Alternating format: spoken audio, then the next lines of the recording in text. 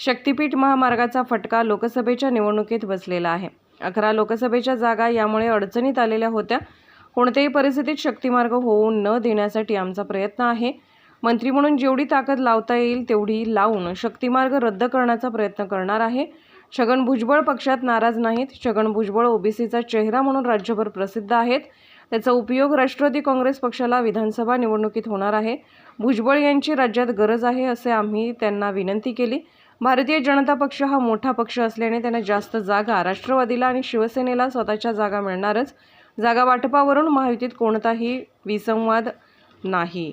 नंतर काही हालचाल केली नाही म्हणजे महायुतीमध्ये आपला अपमान केला आणि मग मी माघार घेतली असं त्यांचं म्हणणं आहे। एका अर्थाने भुजबळांच्यावर अन्याय होता अशा प्रकारची भूमिका भुजबळ अनेक वेळेला बोलून दाखवली। ही भूमिका सुद्धा भुजबळ साहेबांनी आमच्या त्या बैठकीत मांडलेली होती।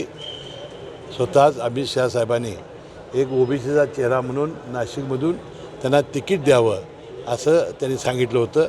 परंतु ती जागा जी होती ती शिंदे गटाची स्टँडिंग जागा होती।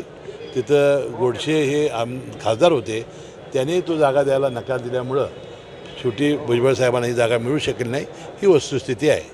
विधानसभेला सगळेच जे महायुतीतले घटक पक्ष आहेत ते आपापल्या जागांची घोषणाबाजी करत आहेत। आता मला काय त्याची काही माहिती नाही। ऑर्गनायझरमध्ये आरएसएसने अजितदादांवर किंवा आपल्या पक्षावर टीका केलेली आहे, याची काय पार्श्वभूमी? नाही, हे बघा, गेले 2-3 दिवस प्रसारमाध्यमामध्ये ह्या बातम्या येत होत्या की ऑर्गनायझर हा जो आरएसएसचं मुखपत्र आहे त्यामध्ये कोणीतरी लेख लिहून अजितदादा पवारांच्याबद्दल या पक्षाला आपल्याला बहुमत कमी मिळालं असं त्यांनी सांगितलेलं आहे। त्यामुळे भुजबळ साहेबांनी कालच प्रतिक्रिया व्यक्त केलेली आहे आणि आमच्या अनेक प्रवक्त्यांनी केलेली आहे। उत्तर प्रदेशमध्ये जागा ज्या कमी झाल्या त्यामध्ये तिथं तर काय अजित पवार गेले नव्हते, तिथं काय अजित पवारचा संबंध नव्हता। एकंदरीत देशात जी परिस्थिती तयार झालेली आहे ती आपण मान्य करून पुढे विधानसभेत आपण दुरुस्त केलं पाहिजे। 2 जागांपैकी आक्षेप घेतल्याचं पाहायला मिळतं। ठीक आहे, ते आता उच्च न्यायालयात ठरवेल ना। काल भाजपची एक बैठक झाली कोल्हापूरमध्ये, चंद्रकांत पाटील यांच्या उपस्थितीत ही बैठक होती। त्या बैठकीमध्ये कागलमधील काही घटक पक्षांमुळं हा सगळा पराभव जो आहे तो असं चेहरा त्या तिथे नोंदवण्यात आलेला आहे। एकीकडं धनंजय महाडिक होते, समरजित घाटगे देखील त्या बैठकीला होते आणि घटक पक्षांमुळं हा पराभव असं कसं म्हणतील? तर ही निवडणूक तर आम्ही पूर्णपणानं घटक पक्षांना हातामध्ये घेतलेली होती, ते तुम्हाला तुम्ही बघितलेलं आहे की ठीक आहे, ते काय मला काही माहिती नाही त्याबद्दल। पुढं तिचा वापर झाल्याचा जयंत पाटील आरोप करतायत।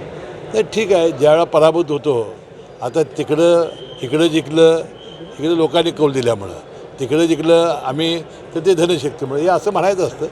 शेवटी त्याला काय लोकशाहीमध्ये ही आता रूढ झालेली पद्धत आहे। राज्य सरकारनं वक्फ बोर्डाला निधी दिल्यामुळे आता समाज माध्यमावर राज्य सरकारने शिखर बँक त्यांची बिलं दिलेली नाही, ते आज मी माहिती घेतो काय आहे ती। आज मी आचारसंहितेत पहिल्यांदा जिल्हाधिकारी कार्यालयात आलेलो आहे। मी संपूर्ण जे प्रश्न प्रलंबित असेल ते मार्गी लावण्याचा प्रयत्न करेन।